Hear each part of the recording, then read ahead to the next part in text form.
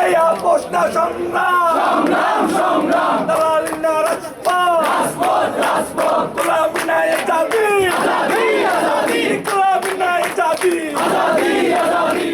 এখনো যদি তারা গড়িমসি করে, এখনো যদি 20 তারিখে সাকষ্য না দেয়, তাহলে আরো কঠোর আন্দোলনে সাধারণ শিক্ষার্থীরা যাবে। এবং আমরা একটা জিনিস আসলে ক্লিয়ারলি বলতে চাই যে সাস্ট চলবে সাধারণ শিক্ষার্থীদের এজেন্ডায়, সাস্ট কোনো দলীয় এজেন্ডায় চলবে না। সেটা যেই দলই হোক, যারা ষড়যন্ত্র করছে এবং যারা হচ্ছে 20 তারিখে সাকষ্য বন্ধ করে দেওয়ার মাধ্যমে শিক্ষার্থীদের গণতান্ত্রিক অধিকার রোধ করতে চেষ্টা করছে, তাদের এই যে ব্যর্থ চেষ্টা, সেটা আসলে সাধারণ শিক্ষার্থীরা একটা প্রোটেস্টের মাধ্যমে দেখানোর চেষ্টা করছে। এবং ইনশাল্লাহ আমরা হচ্ছে আমাদের এই অধিকার আদায় করে ছাড়ব। আগামীকালকে আমাদের সাকষ্য হওয়ার পসিবিলিটি এখন অনেকটাই কম, কিন্তু আমরা চাই সঠিক নিয়মের মাধ্যমে এই যে এত ছেলে পেলে 9000 ছেলে মেয়ের অধিকার একজন নির্দিষ্ট মানুষ অথবা একটা নির্দিষ্ট রাজনৈতিক দলের জন্য কখনোই নষ্ট হইতে পারে না। 9000 স্টুডেন্ট ঠিক করবে সাকষ্য হবে কি হবে না, 9000 ছাত্রছাত্রী ঠিক করবে সাকষ্যতে কে জিতবে আর কে হারবে।